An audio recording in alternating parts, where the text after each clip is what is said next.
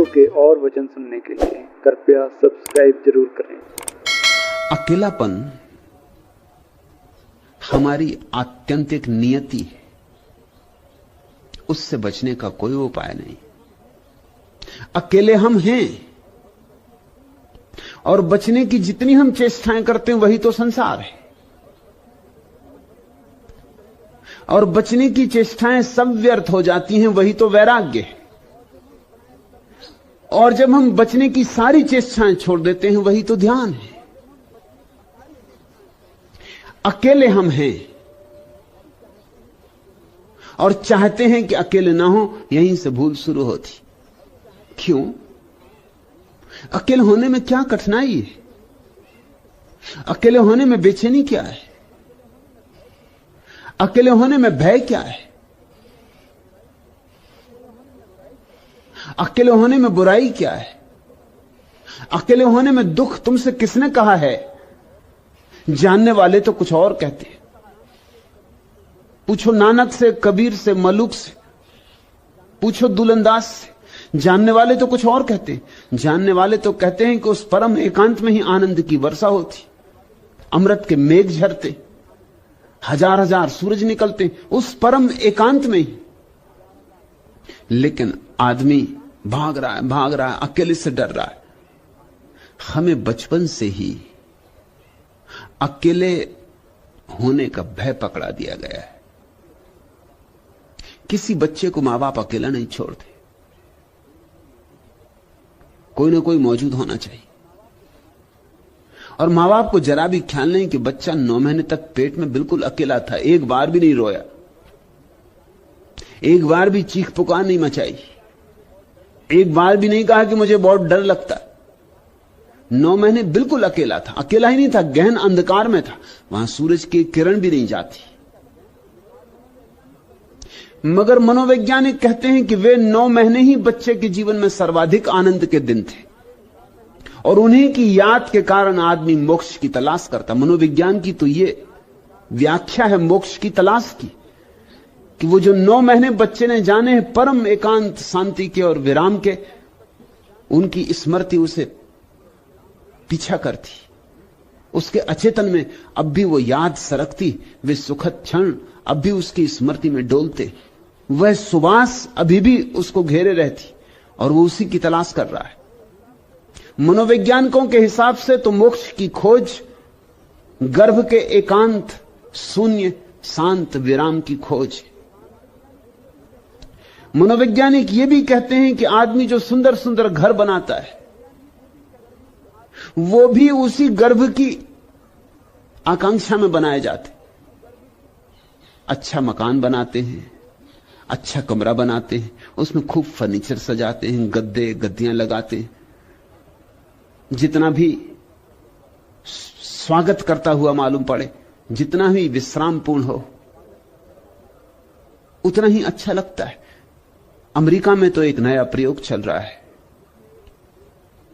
जिसमें एक जो प्रयोग महत्वपूर्ण है, मशीनें अगले महीने तक यहां भी आ जाएंगी और यहां भी ध्यानी उसको शुरू करेंगे। महत्वपूर्ण प्रयोग है। इस सदी में जो ध्यान की नई से नई प्रक्रियाएं खोजी गई उनमें से एक है, एक टैंक बनाया है वैज्ञानिकों ने ठीक गर्भ के आधार पर। उसको जमीन के नीचे गड़ा देते हैं, गहन अंधकार होता है, उसमें साउंड प्रूफ होता है, उसमें कोई आवाज बाहर से भीतर नहीं आती। उसमें जो जल होता है वो ठीक वैसा ही रासायनिक होता है जैसा मां के पेट में जो जल होता है जिसमें बच्चा तैरता है। मां के पेट में जो जल होता है उसमें इप्सम साल्ट की इतनी मात्रा होती है कि बच्चा डूब नहीं सकता। जैसे तुमने सुना होगा यूरोप में डेड सी सागर है, उसको इसलिए मुर्दा सागर कहते कि उसमें कोई डूब नहीं सकता, उसमें मछली भी नहीं होती, क्योंकि मछली भी डूब नहीं सकती। उसमें मछली को होने के लिए डूबना तो जरूरी है, वो पानी के भीतर रहेगी, उसमें कोई डूब ही नहीं सकता। उसमें इप्सम साल्ट की इतनी मात्रा है कि तुम बिना तैरने वाले को फेंक दो तो भी उसके ऊपर ही उतराता रहेगा। शरीर से पानी का वजन ज्यादा है, शरीर हल्का पड़ जाता है। मां के पेट में इप्सम साल्ट की इतनी मात्रा होती है कि छोटा सा बच्चा नहीं तो कभी का डुबकी खा जाए, पेट में पानी ही पानी भरा रहता। वो जो मां का पेट इतना बड़ा दिखाई पड़ता है, उसमें तुम ये मत सोचना कि इतना बड़ा बच्चे की वजह से दिखाई पड़ता, उसमें बड़ा कारण तो पानी का भरा होना है। और तुमने देखा जब स्त्रियां गर्भवती होती तो नमक ज्यादा खाने लगती, उनको नमकीन चीजें पसंद आने लगती। उसका कुल कारण इतना है कि वो पानी जो भीतर पेट में भरा उसको नमक ही नमक चाहिए, जितना नमक मिल सके उतना अच्छा। यहां तक हालत तो हो जाती है कि स्त्री दीवालों का चूना निकाल के खाने लगती, मिट्टी खाने लगती, सौंधी मिट्टी जिसमें थोड़ा सा नमकीन स्वाद होता है। गांव की स्त्रियां तो अक्सर खेत की मिट्टी खा लेती।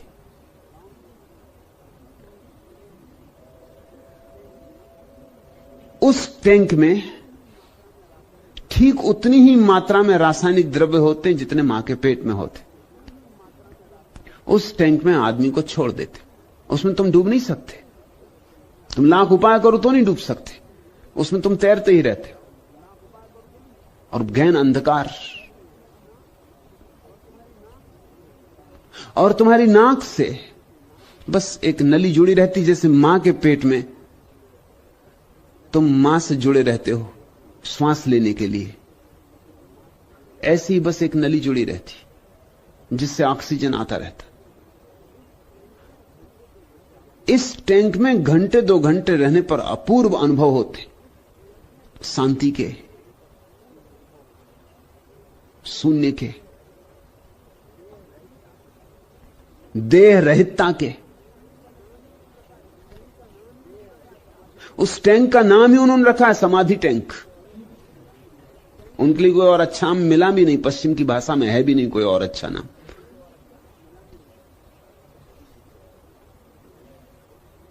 उस टैंक में कुछ अर्थ तो है, वैज्ञानिक अर्थ है।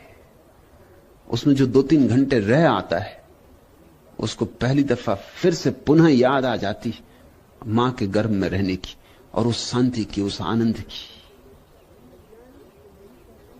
वैज्ञानिक तो यही कहते हैं कि ध्यान की प्रक्रियाएं भी उसी अवस्था में ले जाती, बिना बाहरी उपकरणों के। ध्यान की प्रक्रिया भी उसी अवस्था में ले जाती। मोक्ष की, स्वर्ग की खोज भी उसी की खोज है। घरों में भी हम जो अपने कमरों को बनाते हैं वो इस ढंग से बनाते हैं कि वो सब तरह से हमें उत्तप्त रखें, प्रसन्न रखें, प्रफुल्ल रखें, शांत रखें। मगर अब तक ठीक ठीक मां के पेट का अनुभव कोई भी चीज पूरी पूरी तरह नहीं दे पाई है।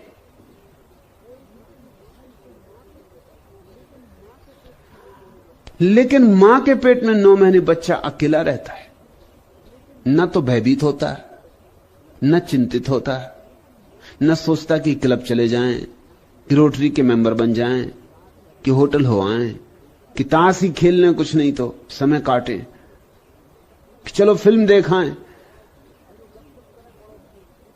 चलो गपशप करें पड़ोसियों से। कुछ भी नहीं, 9 महीने बिल्कुल सन्नाटा है। तो एक बात तो निश्चित है कि तुम स्वभाव से एकांत में रहने को बने हो, और स्वभाव से एकांत में तुम्हें रस है, कोई दुख नहीं। मगर पैदा होते से उपद्रव शुरू होता है। जैसे ही बच्चा पैदा होता है वैसे ही उसे दूसरे की जरूरत मालूम होने लगती। मां के बिना भूखा हो जाता है, मां की जरूरत, मां के स्तन की जरूरत। इसलिए लोगों के मन में मां के स्तन की प्रतीक्षा जीवन भर बनी रहती। चित्रकार स्तन बनाते हैं, मूर्तिकार स्तन बनाते हैं, खजुराहो हो कि कोणार्क हो, बस स्तन ही स्तन। और ऐसे स्तन जो कि होते भी नहीं। इतने बड़े बड़े स्तन की स्त्रियां चल भी ना सकें, चलें तो गिर जाएं। कविताएं स्तन की, हर चीज स्तन के आसपास घूमती। कुछ कारण होना चाहिए, गहरा कारण होना चाहिए। कारण यही है कि बच्चे का पहला अनुभव इस जगत का स्तन का अनुभव है, और पहला अनुभव महत्वपूर्ण अनुभव है। और पहले अनुभव की छाप जिंदगी भर पीछे रहती। मैं एक बूढ़े आदमी को देखने गया था, वो मर रहे थे, उनकी उम्र कोई 78 वर्ष थी। कमरे में कोई भी ना था, सिर्फ उनकी पत्नी थी। उन्होंने पत्नी से कहा कि तू बाहर जा, मुझे आपसे कुछ निजी बात करनी। उनकी पत्नी बाहर चली गई। मैं भी थोड़ा हैरान हुआ कि निजी बात, शायद वो कुछ ध्यान समाधि। उन्होंने मुझसे कहा सिर्फ एक बात पूछनी कि मैं मरने के करीब आ गया, मौत करीब है, मगर स्त्री के स्तनों में मेरा रस नहीं जाता। मर रहा हूं, लेकिन वो जो मेरी महिला डॉक्टर है वो देखने आती तो मैं मौत की भूल जाता हूं, उसके स्तन देखने लगता हूं। तो मैं तुमसे यह पूछता हूं कि मेरे 78 वर्ष की उम्र, सब जिंदगी देख ली, मगर ये स्तन से मेरा रस क्यों नहीं जाता? इसका कारण क्या होगा? और मैं किसी से पूछ भी नहीं सकता। ऐसे तो मुनि महाराज भी आते, मगर उनसे मैं पूछूं तो वो बहुत नाराज हो जाएंगे। आपसे ही पूछ सकता हूं। मैंने कहा ये बात सीधी सादी है। सच तो यह है कि जैसे जन्म के समय पहली याद स्तन की आती, वैसे अक्सर मरते वक्त भी आखिरी याद स्तन की आती। जिन्होंने इस पर खोजबीन की है पूरब के देशों में, उनका कहना है कि मरते वक्त आदमी आखिरी क्षण में स्तन की याद करते ही मरता है। वही उसकी नए गर्भ में प्रवेश की यात्रा है।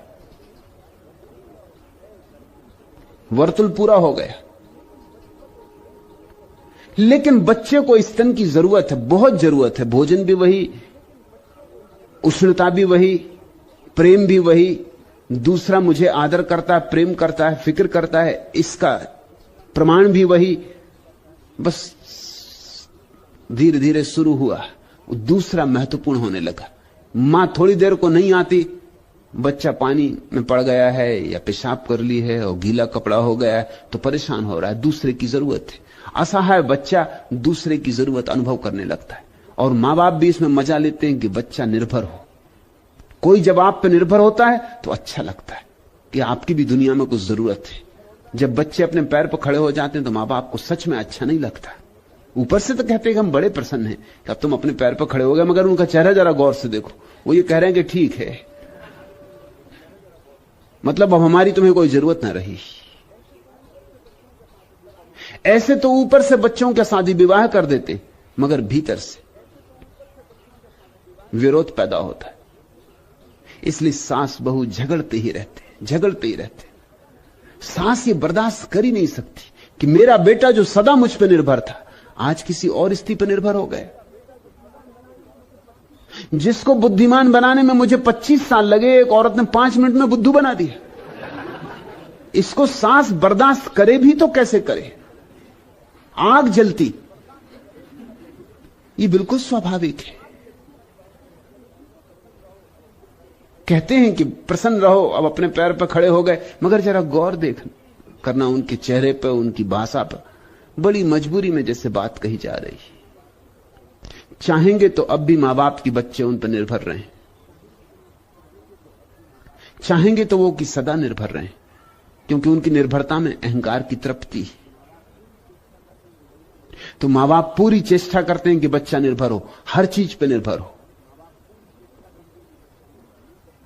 बच्चे ही निर्भर नहीं कर लेते, हम बड़ों को भी निर्भर करते। स्त्रियां पतियों को बिल्कुल निर्भर कर लेती।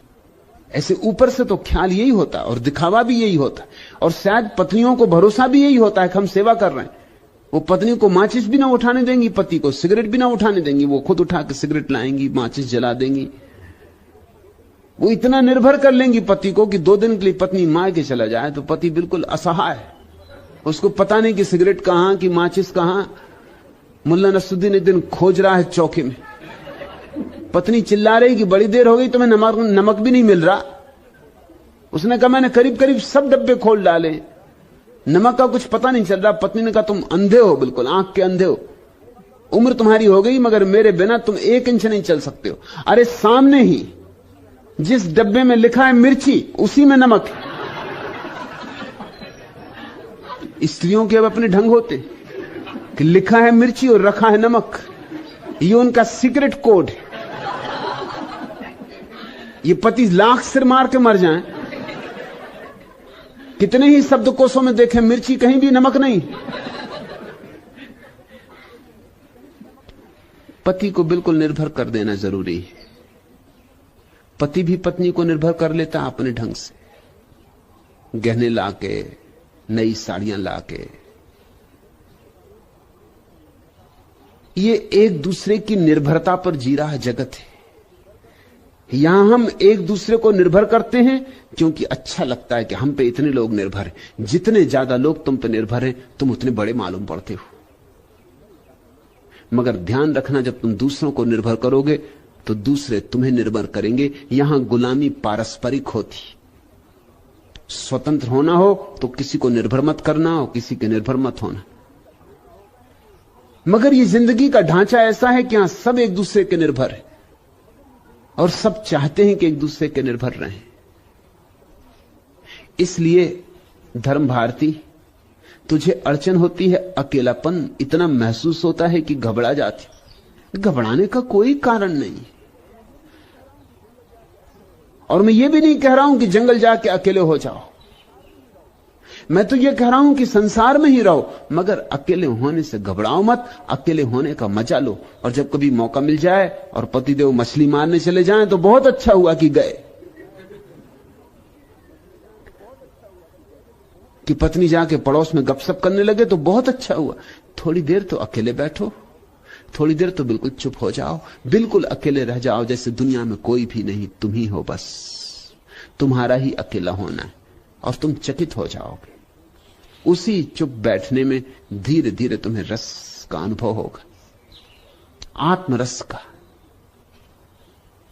स्वयं की अनुभूति होगी, जो बड़ी प्रीतिकर है, बड़ी सुखदायी है, बड़ी मुक्तिदायी है। फिर तुम्हें वो उदासी नहीं घेरेगी। फिर अकेलेपन में तुम्हारे भीतर ऐसी प्रफुल्लता होगी जैसे संग साथ में भी ना होगी। फिर तुम भीड़ में जाओगे तो ऐसा लगेगा कि कब छुटकारा हो, क्योंकि भीड़ है क्या सिवाय उपद्रव के। शोरगुल के अतिरिक्त और है क्या तुम्हारी भीड़? तुम्हारी पार्टियां और तुम्हारे भोज और तुम्हारे विवाह और तुम्हारे सभा मंडप सिवाय उपद्रव और शोरगुल के और क्या है? उत्सव कहां है? अजीब हालत हो जाती है। अभी कुछ दिन पहले, 2-4 दिन पहले, किसी को पड़ोस में उत्सव मनाना, बेटा पैदा हो गया, बस लगा दिया जोर से माइक, बजाने लगे फिल्म की बेहूदी धुनें, न जिनमें कोई तुक है न कोई अर्थ है, उछल कूद। अभी भारतीय फिल्मों में आदमी तो पैदा ही नहीं हुआ, अभी डार्विन के पहले की चल रही फिल्म, उछल कूद। और जितना उछला कूदो उतनी ही ऊंची फिल्म उतनी ही चलती। मार धाड़, उछल कूद, शोरगुल, शोर सरापा। इसको तुम गीत कहते हो, संगीत कहते हो, उत्सव कहते हो? तो उपद्रव क्या है फिर? उपद्रव किसको कहोगे? फिर तो कोई आदमी शांत बैठा हो तो उसको उपद्रवी कहना चाहिए। ये देखो उपद्रवी बैठा बिल्कुल शांत। हमें उत्सव मनाना भी नहीं आता क्योंकि हमें अकेला होना ही नहीं आता। हमें एकांत में ही रस नहीं तो हमें रस क्या होगा? उत्सव में भी रस हो सकता है जहां कुछ ऐसे लोग मिल बैठे जिन सबको एकांत होने का मजा है, तो उत्सव में भी रस होता है। तो 10 लोग चुप बैठ के भी ऐसे गहन आनंद के सागर में डूब सकते हैं जिसकी तुम कल्पना भी नहीं कर सकते। उदासी घेर लेती होगी क्योंकि उपद्रव को तुमने अब तक उत्सव समझा है। एकांत का गणित सीखो, एकांत की भाषा सीखो। जिंदगी एक बड़ी अबूझ पहेली। सबसे बड़ी अबूझ बात यह है कि इस दुनिया में सर्वाधिक आनंद को वे लोग उपलब्ध होते हैं जो अकेले होने की कला सीख जाते हैं। यहां सर्वाधिक दुख उनको मिलता है जो अकेले होने की कला नहीं जानते। सन्यास है अकेले होने की कला। और फिर मैं तुम्हें याद दिला दूं कि अकेले होने से मेरा मतलब भौतिक नहीं होता, बाहरी नहीं होता कि चले गए पहाड़ पर और अकेले बैठ गए, उससे कुछ भी ना होगा। पहाड़ पर बैठ के करोगे क्या? बैठ के गुफा में यही सोचोगे कि पता नहीं बंबई में कौन कौन सी फिल्में लग गई, कि पता नहीं धंधे की क्या हालत है कि पता नहीं लड़का दुकान ठीक से चला रहा है कि नहीं।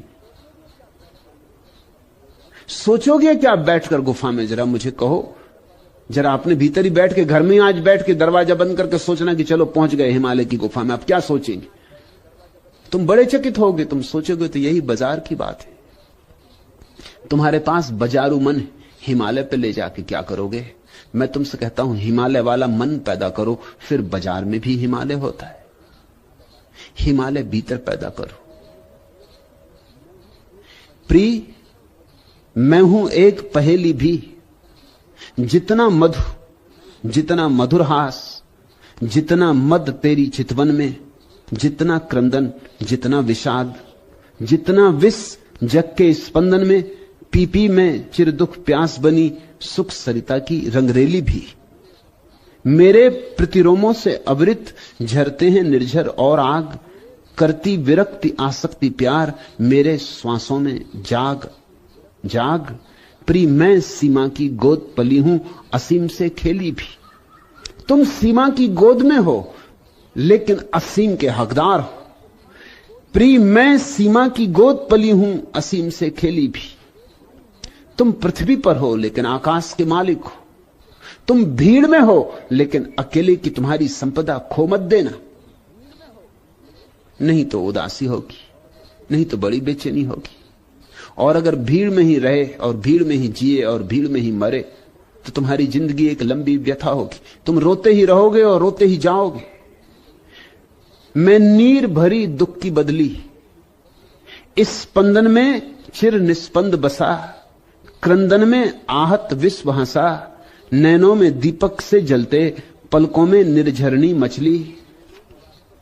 मेरा पग पग संगीत भरा, श्वासों से स्वप्न पराग झरा, नभ के नव रंग बुनते दुकूल, छाया में मले बयार पली। मैं क्षितिज भ्रुकुटी पर घिर धूमिल, चिंता का भार बनी अविरल, रज कण पर जलकण हो बरसी, नवजीवन अंकुर बन निकली। पथ को न मलिन करता आना, पद चिन्ह न दे जाते जाना, सुधि मेरे आगम की जग में, सुख की सिहरन हो अंत खिली। विस्तृत नभ का कोई कोना, मेरा न कभी अपना होना, परिचय इतना इतिहास यही, उमड़ी कल थी मिट आज चली। अगर जीवन तुमने यूं ही भीड़ भाड़ में गुजार दिया तो एक दिन तुम इतना ही पाओगे, परिचय इतना इतिहास यही, उमड़ी कल थी मिट आज चली। मैं नीर भरी दुख की बदली, लेकिन ये तुम्हारी नियति नहीं है, ये तुम्हारा दुर्भाग्य होगा, दुर्घटना होगी। ऐसा होना नहीं था, होने की कोई अनिवार्यता नहीं थी। तुम चाहते तो जीवन एक आनंद मग्न उत्सव हो सकता था और तुम क्षुद्र से विराट की तरफ बढ़ते, सीमा से असीम की तरफ बढ़ते, मर्त से अमृत की तरफ बढ़ते। तुम हो इतने विराट। प्रिय, मैं सीमा की गोद पली हूं, असीम से खेली भी। लेकिन एक कुंजी सीखनी ही पड़ेगी। उसी कुंजी से ताले खुलते हैं जीवन के रहस्य के। वह कुंजी है एकांत, अंतर एकांत। 24 घंटे में थोड़ा समय निकालो धर्म भारती। शुरू शुरू में उदासी लगेगी, लगने रहना, पुराना अभ्यास है। शुरू शुरू में परेशानी लगेगी, लगने देना।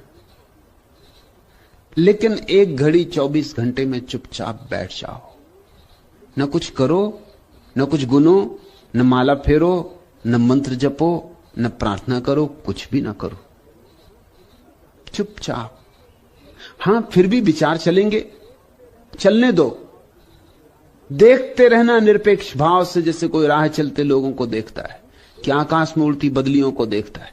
निष्प्रयोजन देखते रहना, तटस्थ देखते रहना, बिना किसी लगाव के, बिना निर्णय के, ना अच्छा ना बुरा, चुपचाप देखते रहना, गुजरने देना विचारों को।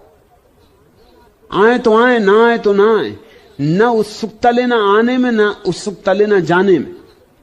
और तब धीरे धीरे एक दिन वो घड़ी आएगी कि विचार विदा हो गए होंगे, सन्नाटा रह जाएगा। सन्नाटा जब पहली दफा आता है तो जैसे बिजली का धक्का लगे, ऐसा रोआ रोआ कब जाएगा, क्योंकि तुम प्रवेश करने लगे फिर उस अंतर अवस्था में जहां गर्भ के दिनों में थे। यह गहरा झटका लगेगा। तुम्हारा संबंध टूटने लगा संसार से, तुम्हारा संबंध छिन्न भिन्न होने लगा भीड़ भाड़ से, तुम संबंधों के पार उड़ने लगे। झटका तो भारी लगेगा, जैसा हवाई जहाज उठेगा जब पहली दफे पृथ्वी से, तो जोर का झटका लगेगा। ऐसा ही झटका लगेगा, घबराना मत। एक बार पंख खुल गए आकाश में, एक बार उड़ चले तो अपूर्व अनुभव है, अपूर्व आनंद है। फिर एकांत कभी दुख न देगा। एकांत तो क्या, फिर भीड़ भी दुख न देगी, क्योंकि तब भीड़ में भी एकांत बना रहता है। जिसको भीतर सधने की कला आ गई, वो बीच बाजार में खड़े होकर भी ध्यान में हो सकता है, दुकान पर बैठे बैठे काम करते करते, और भीतर धुन बजती रहेगी निस्बासर, रात दिन नींद में भी उसकी धुन बजती रहेगी। लेकिन अभी मैं समझता हूं उदासी लगती होगी, घबराहट होती होगी, अकेलापन डराता होगा। ये स्वाभाविक लक्षण है। प्रत्येक मनुष्य को इस तरह की गलत शिक्षण दी गई है। सम्यक शिक्षा होगी अगर कभी, तो हम प्रत्येक बच्चे को अकेला होना भी सिखाएंगे।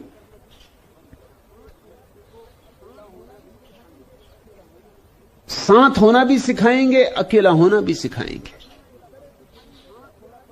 साथ होना इस तरह सिखाएंगे कि अकेलापन मिटे ही नहीं और साथ भी हो जाना।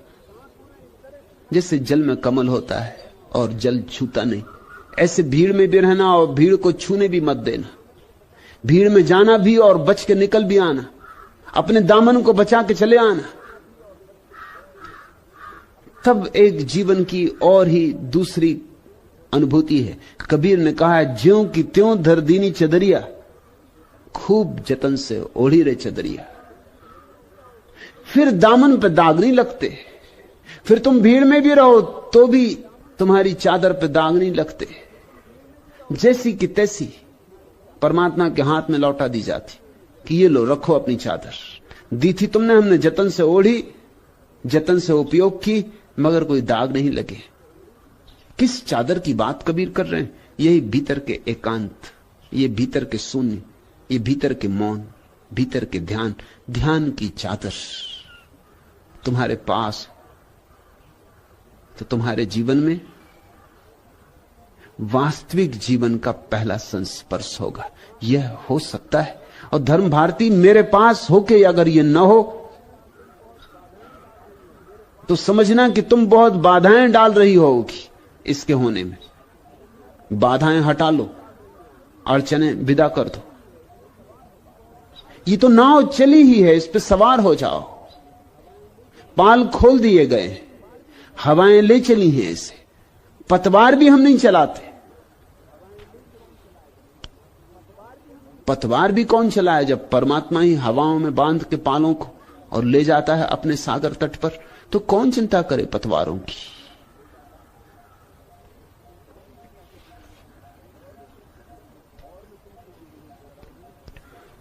और मैं तुमसे ये नहीं कह रहा हूं, जब मैं परलोक उस पार उस गंतव्य की बातें करता हूं, तो तुमसे ये नहीं कह रहा हूं कि कल होगा, कि परसों होगा, कि अगले जन्म में होगा। मैं तुमसे ये कह रहा हूं, ये चाहो तो अभी हो सकता है, यहां हो सकता है, होना ही चाहिए। अपने को संगठित करो, अपने को एकजुट करो। बस मत कर देना अरे पिलाने वाले, हम नहीं विमुख हो वापस जाने वाले। अपनी असीम तृष्णा है तेरा वैभव, अक्षय है अक्षय अरे लौटाने वाले। उसके मंदिर पे बैठो तो फिर लौटने की बात ही मत करना। उदासी आए, बेचैनी आए, पीड़ा आए, पुरानी आदतें बल मारें, फिक्र मत करना। बस मत कर देना अरे पिलाने वाले, हम नहीं विमुख हो वापस जाने वाले। अपनी असीम तृष्णा है तेरा वैभव, अक्षय है अक्षय अरे लुटाने वाले। हम अलख जगाने आए तेरे दर पे, हम मिट मिट जाने आए तेरे दर पे। इस रिक्त पात्र को भर दे, भर दे, भर दे, मदहोश हमें तू कर दे, कर दे, कर दे। हम खड़े द्वार पर हाथ पसारे कब के, हो जाएं अमर, ए अमर हमें तू बर दे। है एक बिंदु में सिंधु भरा जीवन का, परिपूरित कर दे मानस सूनेपन का। फिर और यहां पर पाना ही है खोना, हंसकर पीने में छिपा प्यास का रोना। चलने दे सुख के दौर, अरे चलने दे, भर जाए दुख से उरका कोना कोना। अपना असीम अस्तित्व दिखा दे हमको, बस लय हो जाए, बस लय हो जाना, अरे सिखा दे हमको। तेरी मधुरा का बूंद बूंद दीवाना, हम नहीं जानते अपना हाथ हटाना। इस पथ का अथ है नहीं, न इसकी इति है, गति है, गति है, गति है, बस बढ़ते जाना। किस ओर चले है हुआ कहां से आना, किसने जाना निज को किसने पहचाना। माना की कल्पना और ज्ञान है माना, पर अविश्वास का भ्रम का यही ठिकाना है। एक आवरण बुना हुआ है जिसमें दिन रात और सुख दुख का ताना बाना। उस ओर व्यर्थ का यह प्रयास जाने दे, पाने दे हमको मुक्ति यहीं पाने दे। मैं तुमसे कह रहा हूं, हो सकता है अभी और यहीं। चाहिए कि तुम एकजुट हो, चाहिए कि तुम्हारे भीतर ऐसी त्वरा हो कि रोआ रोआ प्यास से भर जाए, कि रोआ रोआ पुकार से भर जाए। उठना ही मत उसके मंदिर पर बैठ गए तो। इस न उठने के संकल्प को ही मैं संन्यास कहता हूं। बस मत कर देना अरे पिलाने वाले, हम नहीं विमुख हो जाने वाले। अपनी असीम तृष्णा है तेरा वैभव, अक्षय है अक्षय अरे लुटाने वाले। हम अलख जगाने आए तेरे दर पे, हम मिट मिट जाने आए तेरे दर पर। हम आ ही गए तेरे द्वार पर, मिटना हो तो मिटेंगे, लौटेंगे नहीं। इस